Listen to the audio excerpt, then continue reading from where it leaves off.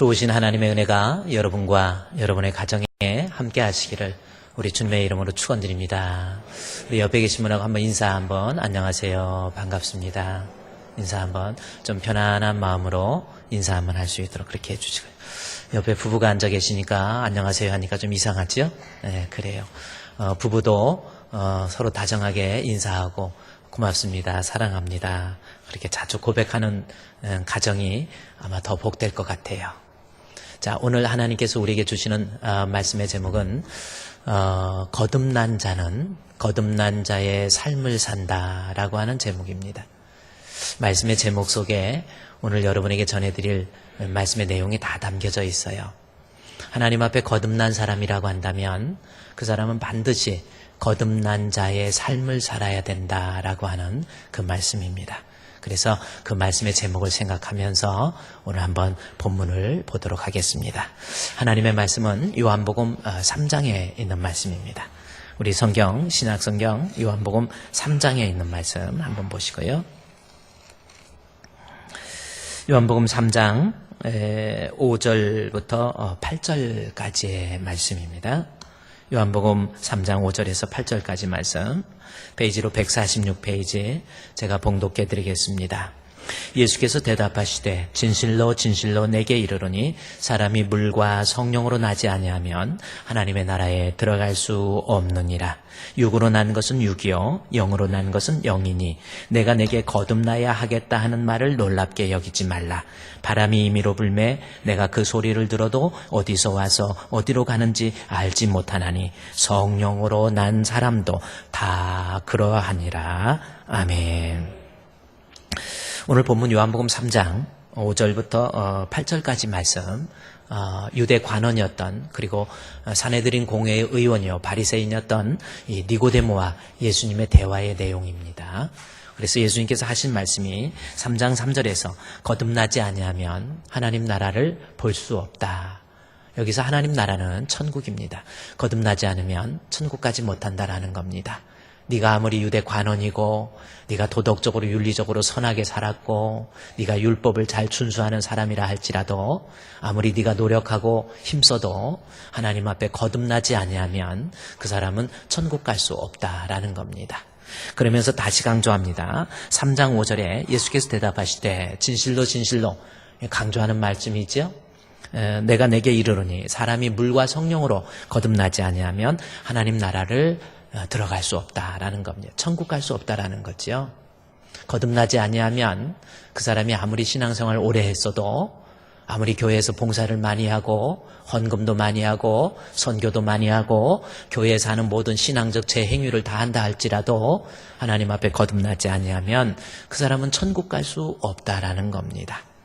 그러면서 그 거듭남에 대해서 6절 말씀에 보면 이제 3장 5절에서는 거듭나야 천국 간다 그랬죠. 6절에 보면 육으로 난 것은 육이요 영으로 난 것은 영이니 해서 거듭남이라고 하는 것이 육신적인 어머니 뱃속에 들어갔다가 다시 나오는 그러한 것을 의미하는 것이 아니라 혹은 새롭게 리노브라고 하는 새롭게 된다고 하는 의미가 아니라 아노텐이라는 것을 통해서 육신적인 거듭남이 아니에요. 영적으로 거듭나는 것, 이것을 본문에서 이야기하고 있다라는 거죠. 그러니까 우리가 엄마 뱃속에 다시 들어갈 수는 없죠. 영적으로 물과 성령으로 거듭나지 아니하면 하나님 나라에 들어갈 수 없다라는 겁니다. 그러면서 이야기합니다. 7절 말씀에 또 성경 보십시오. 7절 말씀에 내가 내게 거듭나야 하겠다 하는 말을 놀랍게 여기지 말라. 아주 중요한 말씀이에요. 우리 예수님께서 우리에게 경고하시는 우리 예수님이 직접 하신 말씀이에요. 그렇죠? 내가 내게 거듭나야 하겠다 하는 말을 놀랍게 여기지 말라. 여기서 놀랍게 여긴다라는 거 우리말로 해석이 좀 매끄럽지 못하는데 이 헬라어의 단어가 다우마조라고 하는 단어입니다. 그것은 이해력이 좀 부족해서 거기에 대한 경각심을 갖지 못하는 그러한 모습을 이야기하는 거예요. 그래서 거듭나야 하겠다는 거에 대해서 이해력이 별로 없어요.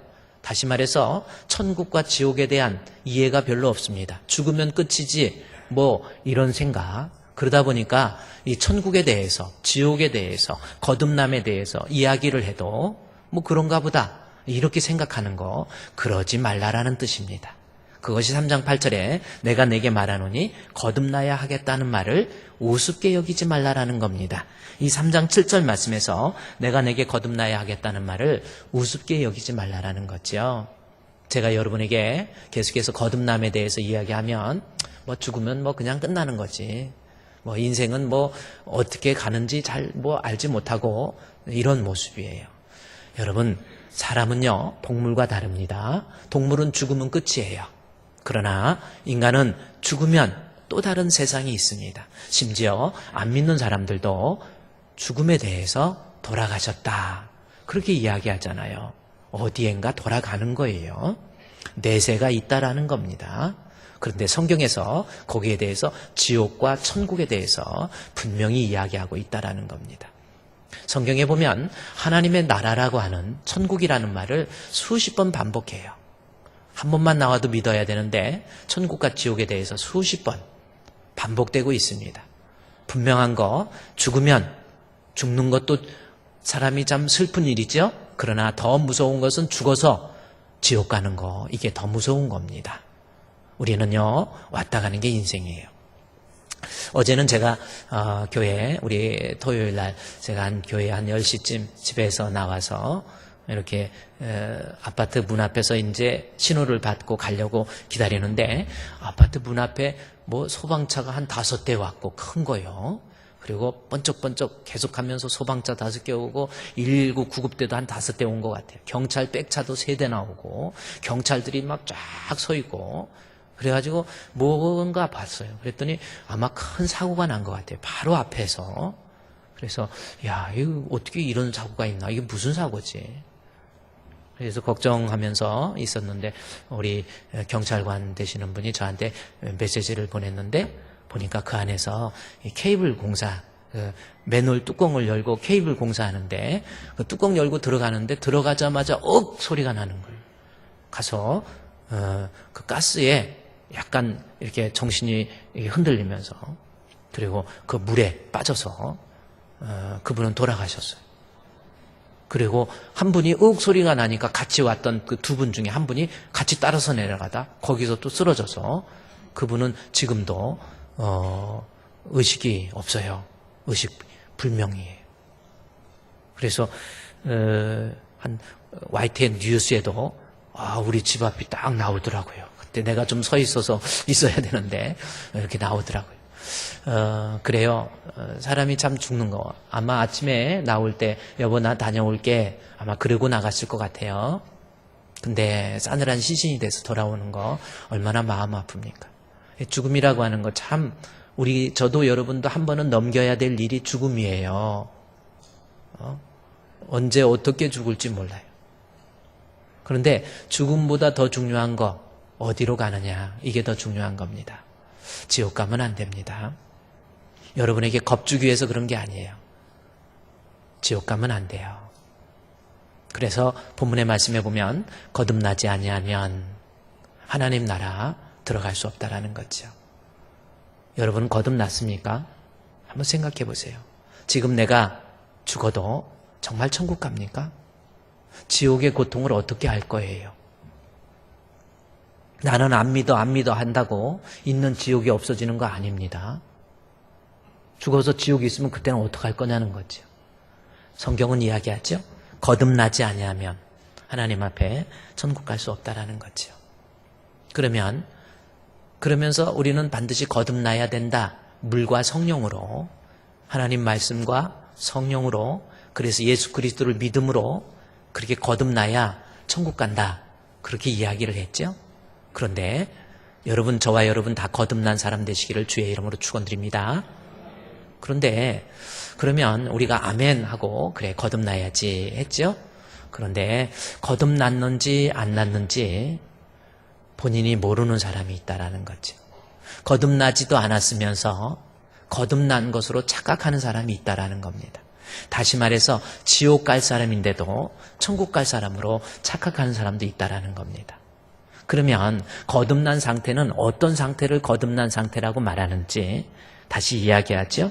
요한복음 3장 7절에서 우리 예수님께서 내가 내게 거듭나야 하겠다 하는 말, 가볍게 여기지 말고 우습게 여기지 말고 반드시 거듭나라 그러면서 거듭난 사람이라고 한다면 8절의 말씀, 8절의 모습이 나타나게 돼 있다라는 겁니다.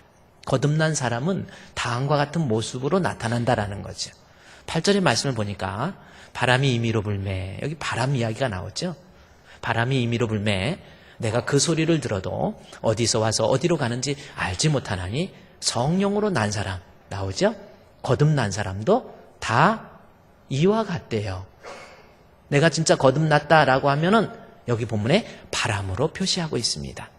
그러면서 바람은 어떤 특징이 있는가 하고 성경을 보니까 임의로 불매, 어디서 와서 어디로 가는지 알지 못해요. 그러나 바람 소리가 있습니다. 그리고 바람이 지나가면 흔적이 남아요. 이파리가 흔들리기도 하고 입었던 옷이 펄럭펄럭 날리기도 하고 그 다음에 센 바람 같은 경우는 전봇대가 뽑히기도 하고 또 나무가 뿌리채 뽑히기도 합니다. 인류가 과학이 아무리 발전을 해도 정확하게 바람이 어디서 왔는지 몰라요. 그러나 바람이 어디서 왔는지는 모르지만 흔적이 남으므로 소리가 있고 바람의 흔적이 있으므로 그 바람의 리얼리티를 보여주잖아요. 바람이 있다라고 하는 것을 보여줘요. 거듭난 사람도 다 그와 같대요. 내가 거듭나면 언제 어디서 거듭났는지는 정확히 몰라요. 그렇죠? 영적으로 거듭나는 것은 언제 어디서 거듭난지는 모르지만 거듭난 사람이라고 한다면 바람처럼 흔적이 남아야 된다라는 거지요. 그래서 예수 믿어서 거듭났다고 그러면서 전혀 거듭난 흔적이 없어. 거듭난 삶이 없다. 그것은 거듭나지 않은 거예요. 가짜입니다. 그러면서도 거듭남에 대한 확신은 얼마나 굳건하게 믿고 있는지 그거는 마귀가 주는 거짓 확신이에요. 나는 교회를 오래 다녔으니까, 나는 안수 집사니까, 나는 권사니까, 나는 장로니까, 나는 목사니까 거듭났다? 아니에요. 물과 성령을 통해서 예수 그리스도를 믿음으로 거듭나지 아니하면 그 사람은 천국 못 갑니다. 그런데 거듭난 사람이라고 한다면 반드시 거듭남의 모습대로 살아야 되는 거죠. 예수 믿는다고 그러면서 거듭났다고 그러면서 아무것도 변화가 안 돼. 뭐 말하는 것도 그렇고 행동하는 것도 그렇고 살아가는 모습도 그렇고 거듭난 흔적이 없다. 그거는 거듭난 게 아니라니까요. 교회에서는 잘하는데 집에 가면 엉망. 막 아내한테 막 분노하고 혈기 부리고 싸우고 욕하고 막 회사 같은 데 다니면서 사기치고 또 막 동네 아저씨들하고 싸움도 잘하고 욕도 잘하고 그리고 교회 오면 성경책 끼고 다니고 거듭난 것 같지요? 아니에요. 거듭난 사람은 거듭난 자의 삶이 동반되어야 그것이 진짜 거듭남이에요. 우리가 뒤에 현수막으로 붙은 것처럼 예수님처럼 생각도 좀 하고 생각이 달라져요. 진짜 거듭난 사람은 말로만 거듭난 것이 아니라 생각이 달라져요. 부정적인 생각에서 긍정적으로 생각하고 나쁜 것만 생각하고 섭섭한 것만 생각하는 게 아니라 예수 믿으면 생각이 달라져요. 괜히 고마워지는 거예요. 조금 있으면 명절이죠. 거듭난 사람은 막 부모님한테 섭섭하다고 나이가 몇인데 아직까지도 부모 원망하고 사는 사람이 있어요. 그리고 교회는 또 다녀요. 그건 가짜입니다. 진짜 거듭난 사람은 섭섭한 것보다는 좋은 게 생각이 나고 감사한 게 생각나고 그래서 예수님처럼 생각하고 말하는 것도 달라져요. 뭔가가 예수 냄새가 나야 돼요. 행동도 달라집니다. 인상도 달라져요. 표정도 달라져요. 그래서 예수 믿는 사람은 얼굴 보면 대충 압니다. 벌써 이렇게 딱 이렇게 보잖아요. 정말 저분이 예수를 믿어서 거듭난 사람은요. 머리끝부터 발끝까지 안 변화될 수가 없어요. 머리도요. 벌써 스타일이 달라져요. 이 거듭난 사람의 머리 스타일 틀려져요. 예를 들어서 제가 가운데 딱 1대1로 딱 나눠가지고 딱 하고 이러고 이렇게 여러분에게 뭔가 좀 다르죠? 거듭난 머리가 아니에요. 얼마나 거듭났습니까? 제가 벌써 틀려요. 말하는 것, 눈빛, 행동 벌써 틀려요. 옷 입는 것도요. 복음적으로 입어야 돼요. 그렇죠? 예를 들어서 제가 여기서 설교하면서 딱 옷도 쫄바지 같은 거 딱 입고 이러고 설교. 벌써 거듭나지 않은 모습이 나타나. 거듭난 사람은 거듭난 사람의 삶이 있어야 된다라는 거죠. 여러분은 어때요? 여러분 스스로 믿음이라는 것은 눈으로 볼 수도 없고 손으로 만질 수 없지만 흔적이 있다니까요. 스티그마라고 하는 그리스도의 흔적이 바울에게는 남았잖아요. 여러분에게는 흔적이 있습니까? 여러분이 예수 믿고 변화돼서 혜택을 본 사람이 좀 있습니까? 우리 남편 예수 믿더니 목사님 제가 너무 행복해요. 이런 게 있습니까? 아유 저분 예수 믿더니 목사님 완전히 달라졌어요. 이런 게 좀 있습니까? 거듭난 자는 거듭난 자의 삶이 동반된다라는 거죠. 그러면 거듭난 자의 삶의 구체적인 모습이 어떤 모습인가? 우리가 좀 알아야 돼요. 성경에서 말하는 내가 거듭났다면 어떤 모습이 나타나게 되는지 좀 성경을 봐야 됩니다. 본문에서 요한복음 3장에 보세요. 거듭난 거에 대해서 3장 8절에 바람이 임의로 불매 내가 그 소리를 들어도 어디서 와서 어디로 가는지 알지 못하나니 성령으로 난 사람도 그러하다. 이 거듭난 사람에 대해서 본문에서는 이제 성령으로 난 사람이다. 그렇게 표현하고 있습니다. 그러면 여기서 성령으로 난 사람이라는 것은 무슨 뜻이냐면 내가 거듭났다면 인생을 살아가는데 내 뜻대로, 내 생각대로, 내 계획대로, 내 욕심대로, 내 혈기대로, 내 마음대로 막 사는 게 아니에요. 거듭난 사람은 이제 나는 옛사람은 그 정과 욕심은 갈라디아서에 나옵니다. 십자가에 못 박고 이제 내가 산 것은 내 안에 예수님이 성령을 통해서 살아계시는 거예요. 그래서 이제 내 마음대로 안 살아요. 성령의 인도하심을 따라서 살게 돼 있다라는 거죠. 그게 거듭난 모습이라니까요. 그러면 성령의 인도하심은 어떤 모습으로 나타날 수 있는가? 그거 좀 살펴보세요. 자, 내가 거듭났어. 그러면 성령의 인도하심을 받는데 성령의 인도하심을 따라서 사는 사람이라고 한다면 바울이 갈라디아에서 잘 이야기하고 있어요. 여러분 갈라디아서는 교리서신이라고 이야기합니다.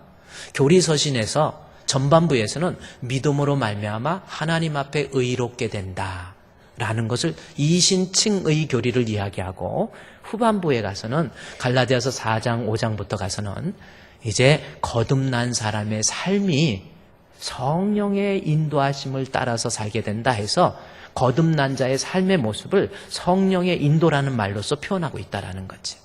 그러면 내가 하나님 앞에 거듭났으면 우리 장로님, 목사님, 우리 성도님, 우리 안수 집사님, 권사님들 내가 정말 성령의 인도하심을 받으면서 살고 있는지 그렇지 않으면 거듭난 사람 아니라니까요. 그러면 성령의 인도하심을 받으면 어떻게 되는가? 우리 성경을 갈라디아서 5장으로 여러분 한번 넘겨보세요. 자, 갈라디아서 5장에 있는 말씀이에요. 갈라디아서 5장에 있는 말씀에 보면 5장에서 이제 믿음이 있는 사람은 성령의 인도하심을 받아서 산다.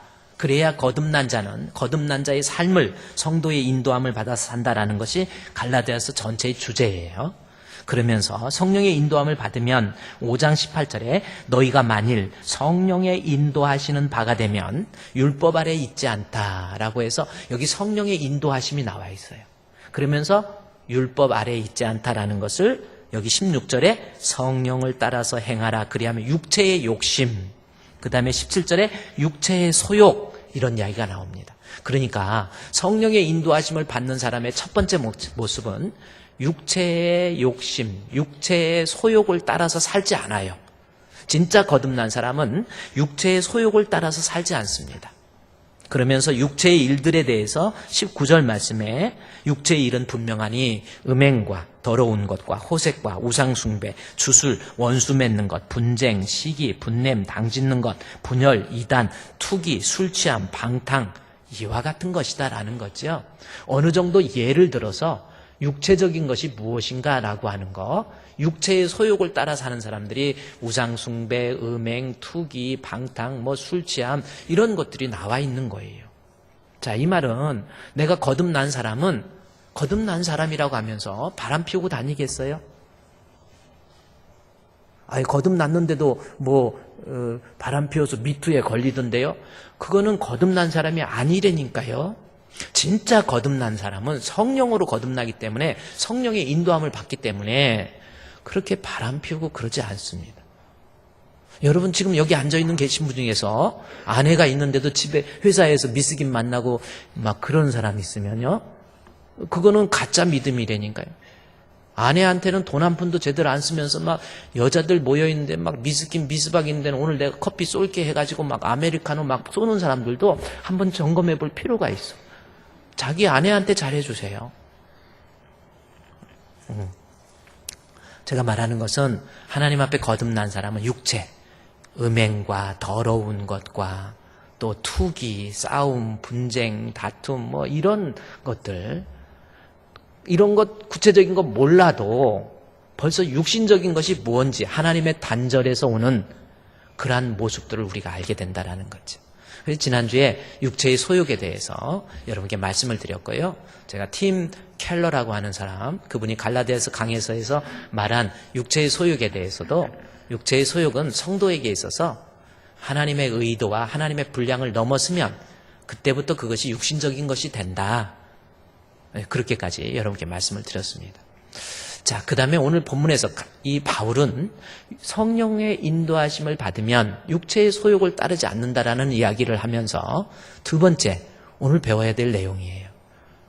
자, 성령의 인도하심을 받으면 여기 갈라디아서 5장 18절에 너희가 만일 성령의 인도하심을 받으면, 인도하시는 자가 되면 이런 말씀이 나오죠. 그러면서 육체의 일들은 따르지 않고 22절부터 보면 오직 성령의 열매는 해서 성령의 인도하심을 받는 사람들이 다음과 같은 열매를 맺힌다라는 거죠. 근데 무슨 열매인가 봤더니 성령의 9가지 열매가 쭉 나와 있어요.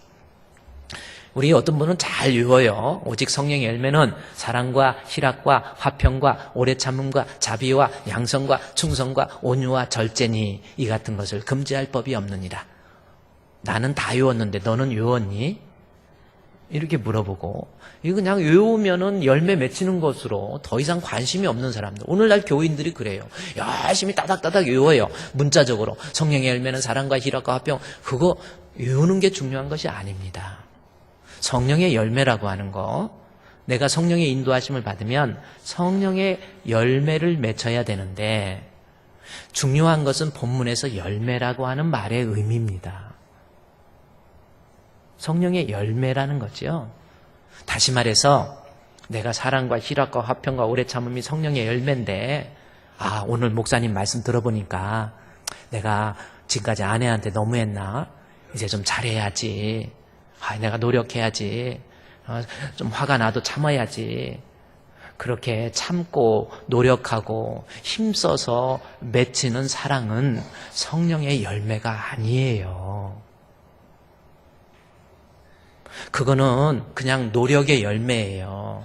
지금 본문에서 말하는 거듭난 자가 맺히게 되는 열매는 내가 노력하고 힘써서 맺혀지는 열매가 아니라니까요. 그러면 본문에서 이제 우리가 좀, 그래서 여러분, 나는 지금까지 내가 참았어. 내가 좀 화평케 했어. 내가 기다리고 인내했어. 나 온유한 마음을 했어. 자비도 베풀고 긍휼도 베풀었어. 불쌍한 사람 지하철에서 돈도 좀 주고 그랬어. 그게 성령의 열매일 수도 있지만 아닐 수도 있다라는 겁니다. 내가 착하게 살아야지. 내가 힘써봐야지. 그거 아니에요. 기독교는 리페어 하는 것이 아닙니다. 크리에이트, 재창조, 리크리에이트예요. 재창조하는 거예요. 자, 이것을 좀 이해하려면 열매라는 개념을 한번 여러분 이해해 보세요. 열매가 어떤 의미입니까? 열매가 내가 맺어야지 하고 맺히는 게 열매가 아니에요. 열매는 나무에 붙어 있으면 열매는 저절로 맺혀지는 것이 열매입니다. 이 말씀에 대해서 요한복음 15장 4절, 5절, 6절에 보면 나는 포도나무, 그 다음 절에 보면 여기 그 다음 절에 나는 포도나무요 너희는 가지다. 자, 포도나무와 가지로 비유하고 있어요. 그러면서 열매를 많이 맺는다 요 말이, 그러면서 그 다음에 내려가 보면 열매를 많이 맺으면 너희가 내 제자가 된다. 그러다 보니까 오늘날 우리 목사님들이 열매 맺지 못하면 성도가 아닙니다 해서 열매를 너무 강조해버린 거예요. 나무에 대해서 별로 신경을 안 쓰고 열매만 강조하니까 나무는 안 좋은데 거기에다가 막 포도나무인데 막 사과도 걸어놓고 바나나도 걸어놓은 그러한 상태가 돼버린 거예요. 우리 성도들의 그야말로 신앙이 이상하게 막 조립돼 버린 것 같은 느낌, 그런데 요한복음 15장에서 나는 포도나무에 너희는 가지다 할 때 거기에서 요한의 초점은 어디에 있습니까? 어디에 무게중심이 있습니까? 열매에 무게중심이 있는 게 아니에요. 문제는 뭐예요? 나는 포도나무요 너희는 가지다 그러면서 열매에 대한 관심은 별로 없다니까요. 문제는 내 안에 거하라, 나도 너희 안에 거하라. 가지가 포도나무에 붙어 있느냐 떨어져 있느냐, 거기에 관심이 있는 거예요. 요한복음 15장의 관심의 핵심은 나무가, 가지가 나무에 붙어 있냐 떨어져 있느냐, 지금 그걸 말하는 거예요. 붙어 있으면 열매는 저절로 맺히는 거예요. 내가 노력 안 해도 나무에 붙어서 뿌리로부터 오는 영양을 충분히 공급받고 그러면 열매는 저절로 맺힐 수 있다는 겁니다. 자, 본문에서 성령의 열매로 표현한 거 이유가 뭐예요? 내가 노력해서 사랑의 열매, 희락의 열매, 화평의 열매 맺는 거 성령의 열매 아니라는 겁니다. 다시 말해서 내가 우리 예수님께 붙어 있어서 성령 충만해서 성령으로 예수 그리스도가 성령을 통해서 내 안에 계시고 내가 성령이 충만해서 그냥 자연스럽게 사랑할 수 있는 마음. 여지껏 안 좋은 것만 보이는 사람이 내가 성령의 인도하심을 받는 거듭난 사람이라고 한다면 이해가 되어지고 용서가 되어지고 이런 모습이 된다라는 겁니다. 인간이 노력해서 만드는 사랑, 희락, 화평, 그것은 성령의 열매가 아니고 또 인간은 노력해서 만들 수도 없는 것이 사랑이에요. 화정부 목사님이라고 계세요. 남서울교회의 담임 목사님이십니다. 연세대학교 나오시고 우리 대학원 이렇게 공부하시고 이런 분인데 그분이 청년 사역을 하시다가 남서울교회 담임 목사로 가셨어요. 가시고 어느 날 부흥회를 가셨어요. 부흥회 중에서 우리 권사님들만 모아놓고 세미나를 하는 거예요. 그러니 권사님들이니까 여자들 중에서 으뜸이잖아요. 믿음도 좋고 신앙생활도 아무래도 오래 했겠고 이래요. 그래서 거기 가서 모여서 있는데 우리 권사님 영어로 시니어 디컨이라고 하잖아요. 디컨 아주 으뜸된 권사님들 모아놓고 설교를 하려고 딱 들어갔는데 얼굴을 쭉 보니까 표정을 보니까 전부 싸움타기들 하는 겁니다. 뭐 조금만 건들면 막 이 안에 우라가 차 있어가지고 막 가만 놔둘 것 같지 않는 그런 인상들을 다 짓고 있더래요. 아니 신앙생활 몇십 년 했고 권사님이시고 아니 기도도 많이 할 텐데 왜 이렇게 싸움탁들이 많지? 뭐 좀 잘못했다가 난리 날 것 같아요. 막 지금까지 내가 막 참았는데 하면서 막 용수절 튀쳐나올 것 같은 분들이야. 표정이. 그런데 그 중에서 어디 가운데쯤에 앉아있는데 한 분이 얼굴이 광채가 나는 거예요. 얼굴 표정이 너무 좋은 거예요. 이야 저렇게 좋은 분도 있나. 이렇게 제가 이렇게 얼굴 보면 지금 뭐 이미 표정 늦었어요. 이렇게 보면 표정이 좋아가지고 야 저 웬일일까 그러면서 참 인상 좋고 표정 좋다 이래가지고 그래 놨는데 부흥 강사라 했고 식사 대접을 하러 한다 해가지고 밥을 먹으러 식당에 갔더니 그분이 대접을 하더래요. 그 표정 좋으신 분. 그렇지 않아도 말 좀 하고 싶었는데 어떤 분인가 70이 넘으신 권사님인데 표정이 너무 좋은 분 있잖아요. 그래서 이야기를 하면서 이런 얘기 저런 얘기 하다가 자녀들은 어떻게 됐느냐 이런 얘기도 좀 묻고 그러다가 바깥 양반 지금 뭐 하세요? 궁금해서 물어봤대요. 그랬더니 그분이 활짝 웃으면서 우리 바깥 양반은 궁금하죠? 이건 다음 주에 얘기해줘. 여러분 맨날 연속곡 보면서 어머 파도야 끝났는데 이제 뭔 재미로 사나 이런 사람들이. 근데 바깥 양반 뭐 하냐고 그러니까 그분이 웃으면서 표정이 그래도 맑대래요. 30년 전에 돌아가셨습니다 그러더래요. 혼자 사시는 거예요. 혼자 사시는데도 얼굴에 표정이 그렇게 밝은 걸 보고 목사님이 집회 마치고 차에서 가만히 오면서 생각하고 느낀 게 있다고 한다면 야 그러면 그렇지. 남편하고 30년 동안 헤어졌으니까 저런 인상이 나오는 거지. 남편하고 30년 살아서 저런 인상이 나오지를 않는다라는 거예요. 근데 그 얘기를 제가 들어보니까 그래 저도 남자지만 좀 씁쓸하긴 해요.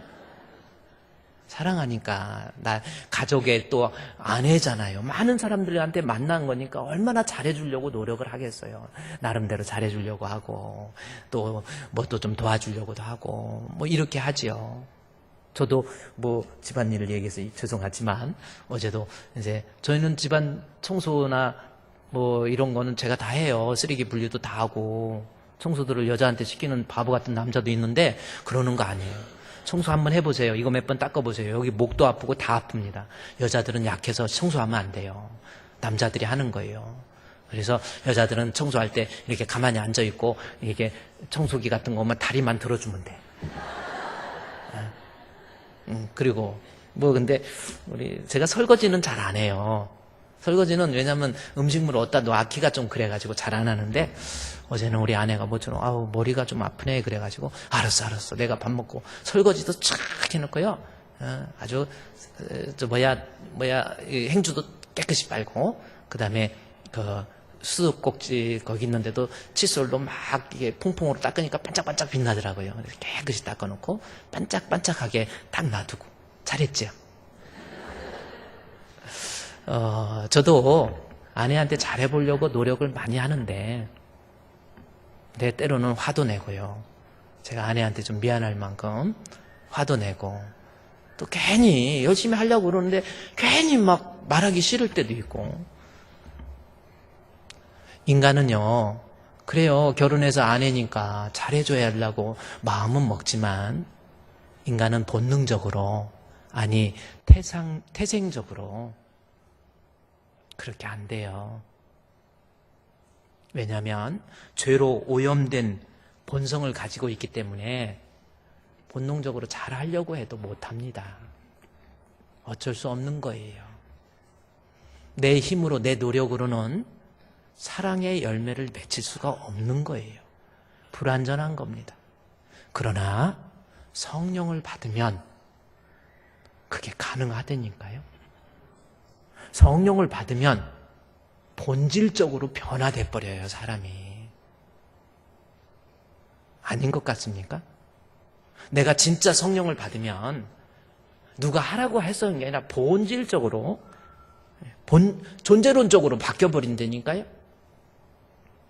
성령을 받으면 이 사람은 완전히 변화될 수 있는 그러한 사람이 된다라는 겁니다. 이게 왜 그러냐면 성경에 또 그렇게 나와 있어요. 창세기 2장 7절 말씀에 보면 사람을 흙으로 만드셨죠? 저와 여러분, 하나님께서 땅의 흙으로 사람을 지으셨어요. 그리고 하나님께서 어떻게 했습니까? 그 코에 생기를 불어넣으시니까 생령이 된 겁니다. 여기서 생령이라고 하는 것이 원래의 뜻은 성령의 사람이에요. 이 말은 생기를 불어넣었다라는 것은 성령을 불어넣었다라는 것과 같은 의미입니다. 그러니까 하나님이 창조할 때 흙으로 사람을 만드시고 그 코에 바람, 성령을 불어넣으셔서 성령에 이끌려서 사는 생령이 되므로 에덴의 축복을 누리는 거예요. 하나님과 평화. 그래서 원래는 성령에 이끌려서 살게 되면 하나님과의 에이렌의 평강이 있게 되고 그로 인해서 그 사람이 더 이상 하나님 앞에 죄악된 모습들도 사라지고 늘 성령의 열매처럼 사랑하고 그래서 아담이 하와를 사랑하고 이런 벌거벗었으나 그 수치가 보이지 않았잖아요. 그러나 죄가 들어와 버렸어요. 그러다 보니까 수치가 보이기 시작한. 그래서 나뭇잎으로 자기 수치를 가리게 됐고 그 다음에 아담아 네가 어디 있느냐 그랬더니 당신이 보낸 저 여자 옛날에는 내 뼈 중에 뼈요 살 중에 살이라는데 저 여자라고. 이거 아담이요 변했어. 왜 그런 줄 아십니까? 하나님과 단절 에이레네 성령의 지시를 더 이상 받지 않고 있는 거예요. 그러다 보니까 죄악의 본성에 의해서 막 자기 아내를 옛날에는 내 뼈 중에 뼈요 살 중에 살이라고 그랬는데 저 여자 때문에 저 여자가 시켜서. 아니 이게 저 여자라는 말이 상당히 안 좋은 말이에요. 예를 들어서 제가 우리 사모한테 저 여자가 이래 보세요. 별로 느낌이 없네. 하도 집에서 여러분 자기 아내 보고 저 여자가 그러니까 그런 나쁜 사람들이니까 그래. 아담이 변하는 건 왜 그러냐면 성령의 지시를 더 이상 받지 않는 거예요. 그러니까 죄악의 본성에 의해서 안 좋은 거 보이고 허물 보이는 그게 인간이 돼버린 거예요. 그러다가 예수님께서 우리를 위해서 십자가에 못 박혀 죽으시고 부활하셨어요. 요한복음 20장에 보면 부활하시고 제자들에게 나타나서 제일 먼저 하신 말씀 요한복음 20장 이날 안식 후 첫날에 제자들에게 유대인들을 두려워하는데 모인 곳으로 와서 예수께서 오사 가라사대 너희에게 평강이 있을지어다. 그러면 여기서 평강이 무슨 뜻이에요? 여러분 한번 그러면 저 말을 읽고 요한이 저 문장을 말할 때 요한이 가지고 있는 신학적 의도를 한번 파악해 보세요. 아니 지금 막 두려워하는 애들에게 너희들에게 두려워하지 말라, 걱정하지 마라, 염려하지 말라. 그게 평강입니까? 아니에요. 평강이라고 하는 단어는 히브리어에는 샬롬입니다. 죽을 놈이 아니고 샬롬이죠. 샬롬이라는 헬라어에 보면 에이레네라고 하는 단어. 에이레네라고 하는 단어는 평강이라는 단어는 어떠한 평안한 상태를 말하는 상태 개념이 아니에요. 에이레네라고 하는 이 평강은 상태 개념이 아닌 관계 개념으로 이해를 해야 되는 단어입니다. 잘 들으세요. 관계 개념으로 이해를 하라는 거죠. 그러니까 평강은 무슨 뜻이냐면 내가 편안해. 내가 기뻐. 그게 아니라 하나님과 단절로 인해서 평강이 깨졌는데 우리 예수님께서 평강이 있을지어다 할 때는 하나님과의 연합으로 인해서 하나됨으로 인해서 성령의 지시함을 따라서 살게 되므로 나타내게 되는 하나님과의 관계 개념이 평강이에요. 그러니까 우리 예수님이 아까 아담이 죄로 빠져서 안 좋은 거 보이고 허물 보이고 이거 거듭난 사람, 이 사람이 원래 인간인데 우리 예수님께서 너희들에게 평강이 있을지어다. 너희들은 이제는 네 혈기, 네 욕심, 네 자존심대로 살지 말고 성령에 이끌려서 살으라라고 하는 것이 평강이라는 뜻이라니까요. 원래 인간의 상태가 그 상태니까. 그래서 예수님께서 너에게 평강이 있을지어다. 그러면서 그 다음 절에 뭐라고 한지 아세요? 느닷없이 예수님께서 이 말씀을 하시고 손과 옆구리를 보여주셔요. 아니 예수님이 왜 느닷없이 옆구리 보여주셨어?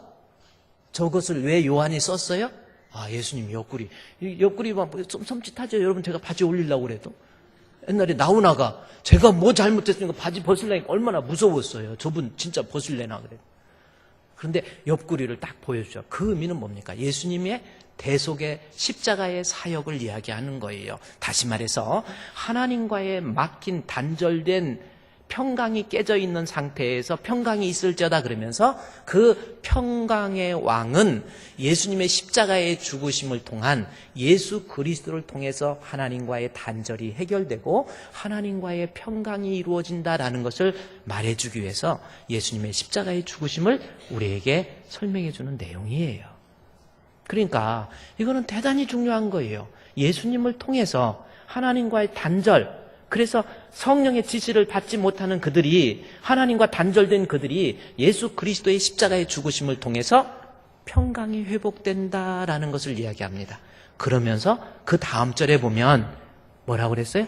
예수께서 또 이르시되 너에게 평강이 있을지어다. 그러면서 아버지께서 나를 보낸까 너희를 보내노라 하면서 그 다음 절에 뭐라고 그랬어요? 뭐라고 그랬냐면 이 말씀을 하시고 이제는 그들을 향해서 이거 정말 중요한 내용이에요. 숨을 내쉬며 이르시되. 자, 아니 요한이 왜 예수님이 또 숨을 내셨다라는 것을 무슨 의미로 얘기했겠어요? 숨 안 내쉬고도 지금도 숨 쉬고 계시는데? 이것은요, 하나님께서 인간을 흙으로 만드시고 숨을 내쉬는 그 코에 생기를 불어넣는 모습을 상징적으로 이야기하는 거예요. 다시 말해서 하나님이 흙으로 사람을 지어서 생명이 된 것처럼 예수 그리스도의 십자가의 죽으심의 사역을 통해서 인간을 재창조, 새 사람, 거듭남, 이런 사람으로 만드는 창조적 개념이라는 거예요. 그러면서 그 창조를 하는 데 있어서 뭐라고 그랬습니까? 숨을 내쉬면서 뭐라고 그랬어요? 성령이잖아요.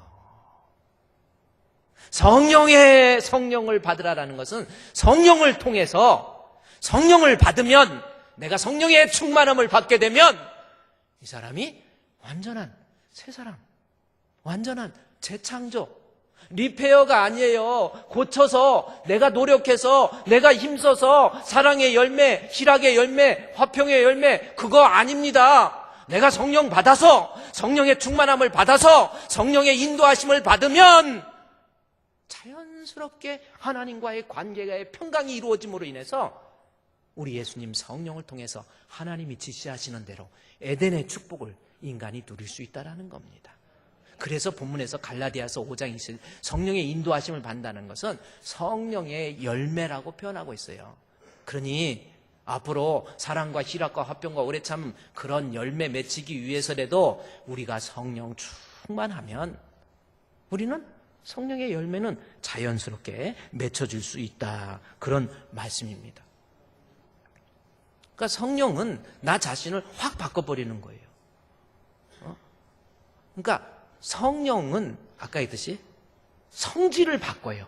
성질을 바꾸는, 성품을 바꾸는 겁니다. 근본을 바꿔버리는 게 성령이라니까요. 근본을 안 바꾸고 그냥 덮어놓고 대충 하려니까 안 되는 거예요. 성령을 받으면 에센스가 바뀌어요. 본질이 바뀌어버려요. 사랑하지 말라고 해도 그냥 사랑스러워지는, 이해되어지는 거예요. 용서되어지는 거예요. 불쌍한 사람에게 자비와 긍휼을 그냥 베풀어줘. 시켜서가 아닙니다. 자연스럽게 그렇게 베풀어지는 거, 이것이 성령의 열매더라라는 겁니다. 성령의 능력, 그래서 성령의 능력을 듀나미스라는 헬라어를 썼는데 그 뜻이 다이나마이트예요. 다이나마이트가 뭐예요? 폭발력을 가지고 있다니까요. 그러니까 앞으로 성령의 인도하심을 받는 사람은 더 중요한 거, 내가 사랑의 열매 맺혀야지, 희락의 열매, 그거보다 하나님 내게도 성령을 충만하게 부어주셔서 하나님 성령 충만한 가운데 나는 죽고 예수가 주인이 돼서 내가 성령을 따라서 살아가는 새 사람, 새 창조. 여러분, 그래서 성령을 받으면 내 사람을 소성케, 제가 찬송가 182장에 보면 나의 생명 소성케 됨은, 이 소성은 죽었다 산 거예요. 자, 나의 생명 소성케 됨은 성령 임하심이라. 모든 의심 슬픔 사라져 주의 뭐예요? 평강 넘치네.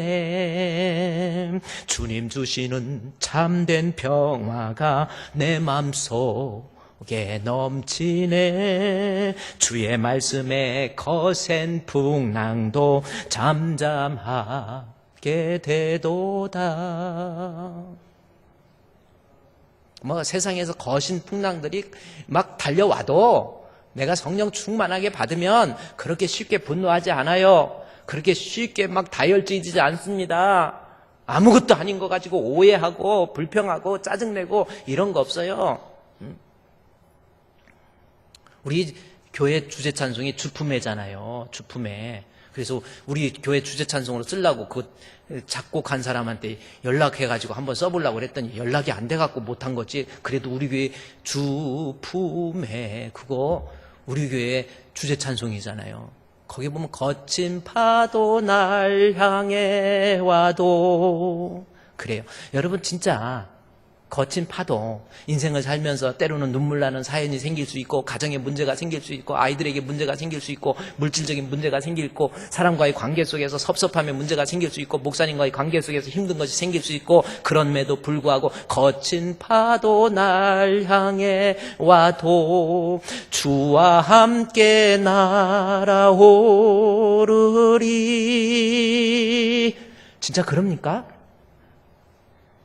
조금만 자존심 상해도 어디 나한테 막 이렇게 나오잖아요. 뭔 거친 파도도 아니야. 조그마한 바람만 살짝, 선풍기 바람 2단만 들어와도 막 짜증내고 이런 사람. 성격 더러운 사람들. 교회에서도요, 이게 성령의 열매를 받은, 아직 성령 못 받은 거예요. 거듭난 거 아니라니까요. 거듭나면 웬만큼 자존심 상해도 집사님 괜찮아. 아유, 목사님 괜찮아요. 아유, 목사님 뭐 그런 것 가지고 그러세요. 아, 이렇게 나와야 그게 거듭난 사람이라는 거예요. 그게 성령의 역사라니까요. 사람이 생각만 바꿔도 웬만한 거 다 생각을 바꾸고 노력해도 웬만한 건 바꿀 거 바꾸잖아요. 그런데 성령의 능력은 그런 생각 바꿀 정도가 아니네. 예를 들어서 어떤 사람이 옛날에 교회에서, 동네 교회에서 싸움 제일 많이 하는 교회로 소문난 교회, 이런 교회가 있었대요. 그런데 싸움을 막 모여서 막 자기들끼리 싸우고 성도들끼리 싸우다가 나중에 목사님하고 같이 또 싸우고 해가지고 그 교회 목사님이 2년 3년을 견디지 못하고 나가는 교회예요. 그래서 동네에서 정말 저 교회는 싸우는 교회로 막 아주 소문나고, 툭 하면 경찰이 와갖고 예배 시간에, 이거 얼마나 비극인지 모릅니다. 교회가 평안해야. 여러분, 교회라고 하는 것이, 교회 와서 정말 하나님이 주신 은혜를 내가 체험하고 누리고, 그로 인해서 내가 하나님 앞에 기쁨의 감격의 예배와 찬송이 있고, 이게 교회지. 여러분, 그렇잖아요. 교회에 왔는데 정신력으로 교회 다니면 교회 다니지 말라는 거예요. 저는 그렇습니다. 여러분, 교회 다니는데 내가 정신력으로 우리 목사님 위해서 교회 다녀준다. 빨리 딴 교회 가세요. 그쪽에 가서 신앙생활 하세요. 그게 정상입니다. 죽고 사는 문제, 이 병원 안 되면 딴 병원 가야죠. 내가 성령을 받으면 웬만큼 거친 파도 날 향해 와도 다 이겨내요. 그런데 그 교회가 아주 싸우는 곳으로 소문났는데, 그 동네에서 구멍가게 슈퍼하는 아저씨가 어느 날 보니까 교회가 조용하더래요. 경찰도 안 오고, 저 교회 조용해졌네. 그런데 마침 어느 그 교회 다니는 권사님이 와서 물건을 사면서, 그래서, 교회 요즘 조용해요? 그랬더니, 네, 우리 교회 요즘 조용해요? 그러더래. 어떻게 해서 이렇게 조용해졌어요? 그랬더니, 우리 목사님이 새로 부임하셨는데, 목사님 첫 설교가 기가 막혔대요. 설교 어떤 설교했는데? 그랬더니, 우리 서로 참 잘 만났습니다. 설교 제목이 우리 서로 참 잘 만났습니다. 그 설교였대요. 그러면서 그 설교 제목을 가지고 하면서 딱 오셔서 부임하면서 하는 첫 설교가 뭐였냐면, 여러분, 제가 오늘 부임해서 여러분의 얼굴을 보니까 양 같은 성도는 거의 없는 것 같아요. 다 늑대 같은 성도밖에 없네요. 이러니 교회가 그러지요. 늑대 같은 성도밖에 없어요. 그랬더니 교인들이 저 오자마자 저거 막 이러더라는 거예요. 그래서 그러다가, 하긴 뭐 여러분 요즘 교회치고 뭐 늑대 아닌 성도가 얼마나 있습니까? 웬만하면 다 늑대 같은 성도인데 너무 걱정하지 마세요. 여러분도 늑대 같은 성도예요. 그러니까 좀 섭섭해하는 것 같으니까 그 목사님은. 근데 저는요, 여러분, 이 교회 왔는데 저는 솔직히 말해서 싹군 목사입니다. 그러면서, 그러니까 이렇게 다시 쳐다보더래요. 그런데요, 뭐 솔직히 말해서 요즘 싹군 목사 아닌 사람이 얼마나 있어요. 뭐 다 그래요. 전 싹군 목사예요. 그러니 여러분이 같이 저하고 같이 신앙생활 하다가 제가 좀 잘못하면, 싹군 목사니까 그렇지 뭐 그렇게 생각해 주세요. 그랬대. 싹군 목사가 뭐 다 저 정도지 뭐. 그러다 조금 잘하는 거 있으면 싹군 목사 치고 좀 잘하네. 그렇게 해달라는 거예요. 그리고 여러분도 여러분들끼리 싸우다가, 제가 저 집사님은 왜 그러고 저 권사님 왜 그러냐, 그러지 말고, 늑대 같은 성도니까 그렇지 뭐. 그렇게 생각하세요. 그러더래. 그러다가 좀 잘하는 거 있으면, 늑대 같은 성도 치고 잘하네? 좀 그렇게 좀 하세요. 그러더래. 그래가지고 늑대 같은 성도 싹군 목사가 만나가지고 같이 신앙생활 하는 거예요. 그러다 보니까 그 교회에서 우리가 완전한 사람 없구나 하고 이해가 되어지고 생각이 되어지더라는 겁니다. 사람이 생각만 바꿔도 이렇게 돼요. 그런데 성령은 그렇지 않습니다. 근본을 바꿔버린다니까요. 어떤 사람은 목사님 예수 믿어도 성질은 못 바꾸더라고요. 아니에요. 예수 잘못 믿던지 예수 안 믿어서 그렇습니다. 예수 믿으면 우리 주님이 내 안에 주 예수 내 마음에 들어와 계신 후 변하여 새 사람 되고, 새 사람 되지 않으면 예수 안 믿는 거라니까요. 예수 믿고 행복하지 않다, 예수 안 믿는 거예요. 아니면 잘못 믿는 겁니다. 반드시 성령은, 예수의 영 성령은 나로 하여금 새롭게 새 사람으로 만들어서 하나님과의 에이렌의 평강의 관계로 인해서 내 마음에 기쁨이 있고 사랑이 있고 이해가 있고 용서가 있고 이런 사람으로 만들어내는 거예요. 그래서 지금 바울이 너희가 성령의 열매라고 하는 거 뭐예요? 내가 노력해가지고 오늘 말씀 들었으니까 성령의 열매니까 내가 노력해서 맺혀봐야지, 그거 얘기 안 하잖아요. 열매를 얘기해서 본질이, 성질이 바뀌라는 거예요. 성질이 바뀌어버리는 거예요. 열매의 내용을 자세히 보세요. 성질이 아닌지.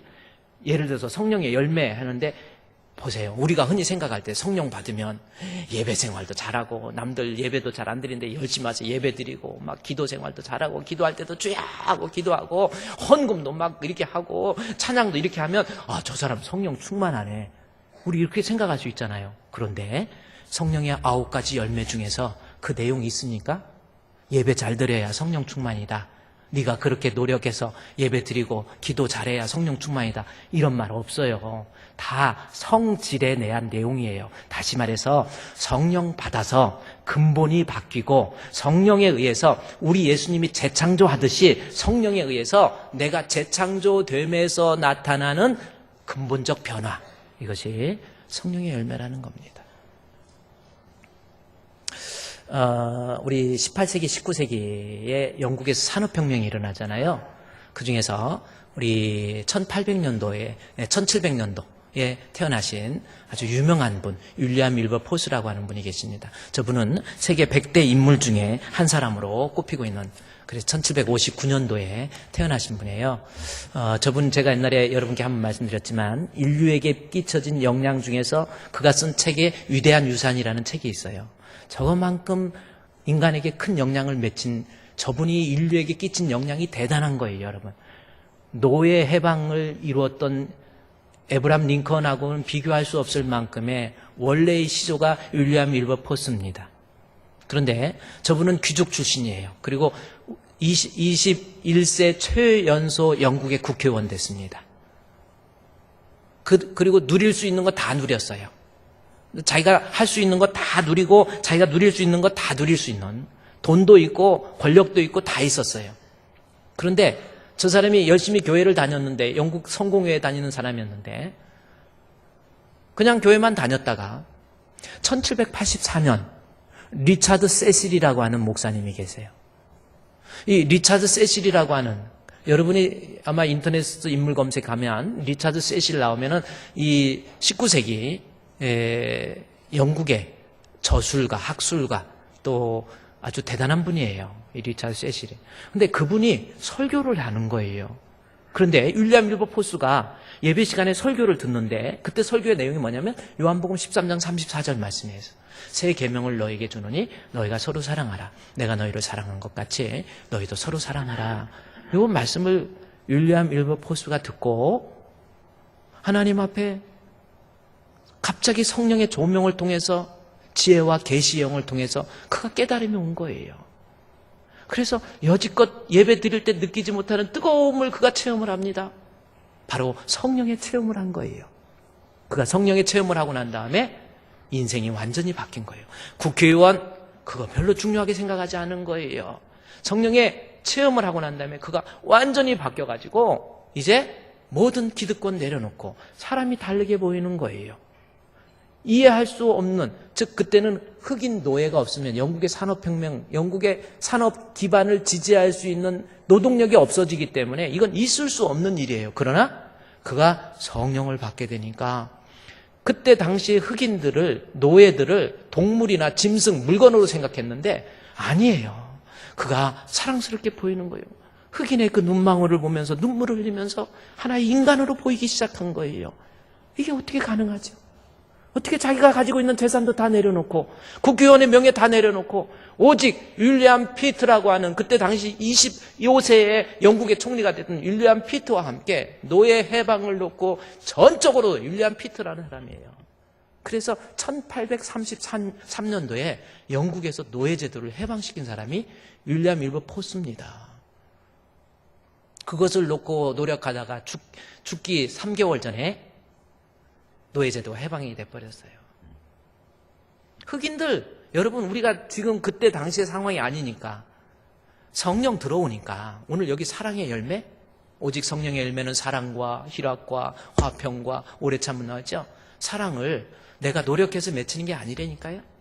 하나님께서 성령을 통해서 내가 은혜를 받으니까 불쌍한 사람이 불쌍하게 보이기 시작하고 사랑할 수 없는 사람을 이제 사랑할 수 있게 되고 내가 줄 수 없는 사람, 그들에게 물질도 주고 도와주고 다 하고 자기 자신을 다 사랑의 모습으로 불태워버린 사람, 윌리엄 윌버 포스입니다.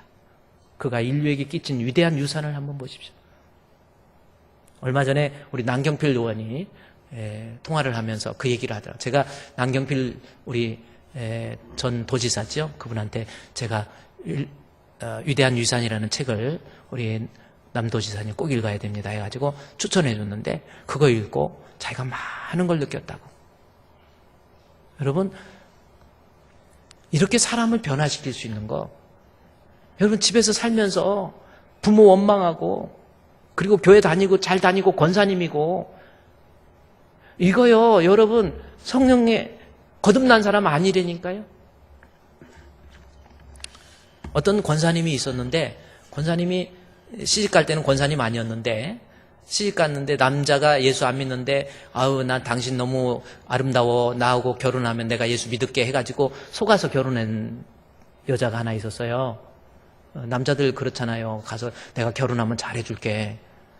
내가 결혼하면 당신 내가 목숨 바칠 거야. 이런 남자들이 있잖아요. 목숨 바친다고 그래서 목숨까지 바칠 거 없고 매일 아침 밥만 한 번씩 해줘 그랬더니 그건 못하겠는데 그러더라고요. 그러니까 남자들 말은 좀 그런 게 없지 않아 있죠? 근데 결혼을 했는데 살다가 보니까 여러 가지로 막 구박을 하는 거예요. 시어머니가 너무 힘들게 하는 거예요. 막 못 살겠어. 시어머니 미워 죽겠어 정말. 남편까지 막 가세해가지고 남편도 그래. 정말 꼴도 보기 싫어. 그래서 살다 못 살아가지고 집을 나와버렸어요. 나와가지고 보니까 갈 데가 없어가지고 집에 친정에 들어갔더니 아버지가 그 집 귀신대라고 너 오지 말라고 가서 막 내쫓아 버린 거예요. 갈 데가 없어서 다시 집으로 들어갔더니 네가 왜 나갔다 이제 왔냐고, 너 나갔으면 오늘 오지 마라고 그러면서 시어머니가 또 구박하고 막 학대하고 막 남편까지도 그러니까 정말 못 살겠더래. 하루하루 사는 것이 지옥이더라는 거예요. 그래서 안 되겠다 해갖고 뛰쳐나왔는데 갈 데가 없어. 그래갖고 기도원 가가지고 기도하고 말씀 듣고 기도하고 말씀 듣다가 그가 성령 받았어요. 성령 받으니까 정말 모든 것이 달라지더래요. 하늘의 빛도 달라지고 모든 것이 다 달라지는 거예요. 성령의 역사가 이렇게 나타나더라는 거예요. 그렇게 미웠던 남편, 그렇게 보기 싫었던 시어머니, 좋은 것만 생각이 나더래요. 집에 들어와가지고 시어머니한테 어머니 미안해요, 어머니 죄송해요, 어머니 이게 몸에 좋답니다. 어머니한테 그렇게 시어머니도 사람이 변하더라는 거예요. 남편한테도 그저 와이셔츠 하나 데려줘도 정성스럽게 데려주고 밥을 해주면서도 그저 옛날에는 그냥 냉장고에서 반찬 꺼내갖고 쭉 넣고, 그런데 요즘에는 꺼내가지고 그래도 손가락에다 침 붙여갖고 딱 닦아가지고 그래. 뭔가 정성이 달라지더라는 거예요. 그래서 손이라도 2번, 3번이라도 하면 김치도 그 위에 하얀 곰팡이도 없어지잖아요. 이렇게 해가지고. 그러니까 신랑도 변화되더래. 성령이 가능한 거예요. 신랑이 변화되는데 어느 날 남편이 우리 아내가 아무래도 달라졌어. 당신 어디 교회 가? 어디 가? 그러더니 어느 날 옷을 탁 차려입더니 여보 나도 교회 가면 안 될까? 남자가 변하는 거예요. 와, 지금 말씀 듣고 남자의 눈에서 눈물이 나는 거예요. 남편이 교회 다니기 시작. 시어머니도 야 며느라 나도 교회 가면 안 될까? 시어머니도 나와서 시어머니도 권사 됐고 남편은 장로 됐어요. 우리 집이 다 달라졌네. 이게 웬일일까? 아들이 중앙대학교 다니던 아들이 대학원 다니던 아들이 이상하다. 교회가 어떤 곳이지? 교회를 가본 거예요. 야, 사람들이 이렇게 바뀌다니. 우리 어머니가 이렇게 바뀌다니. 우리 아버지, 우리 할머니가 이렇게 바뀌다니. 그래가지고 나 목사 될 거야 해서 총신대학교 대학원. 그분이 이한수 교수입니다. 갈라디아서 복음의 진수라고 하는 책, 왕과 십자가. 예, 그 책 이한수 교수가 쓴 책이 있어요. 예, 그리스도의 십자가라는 저 책입니다. 갈라디아서 강해를 기가 막히게 해놨어요. 저 책 갈라디아서 강의할 때는 반드시 필요한 책입니다. 이한수 교수 저하고도 대학원 다닐 때 제가 잘 알고 저분하고 같이 옛날에 일본도 같이 가고 그랬는데 저분이 어머니가 그런 거예요. 그래서 지금 아들이 불신자 아들이 목사 되고 대학 교수 돼가지고 지금 막 뉴 제너레이션 교회라고 또 그 교회까지 또 만들어서 다음 세대를 위한 그러한 교회를 또 만들었어요. 여러분 내 자신이 노력이 아닌 성령 받으면 사랑할 수 없는 사람? 진짜 사랑하는 거예요. 달라 보인다니까요. 남편이 달라 보여. 옛날에 꼴도 보기 싫어가지고 어떤 사람은 막 은혜 받았다고 하면서 막 새벽기도 가서 울면서 주야 하고 막 기도하고 막 안 하지. 그래갖고 집에 와서 보니까 이놈의 남편은 기도도 안 하고 잠만 자는 거예요. 밥을 하다가 뜨거운 물 얼굴에다 찌꺼러버리고 싶어. 그 성령 받은 거 아니에요. 가짜 믿음입니다. 기도하겠습니다. 하나님, 성령 충만해서 거듭난 삶을 통해서 우리가 하나님께 영광이 될 수 있는 저희들 되게 해 주시옵소서. 내가 노력하는 것이 아니라 성령 충만해서 성령을 통해서 사랑의 열매, 희락의 열매, 화평의 열매, 성령의 열매를 주렁주렁 맺을 수 있는 우리 주품교회 성도들 되게 해 주시옵소서. 예수님의 이름으로 기도드리옵나이다. 아멘.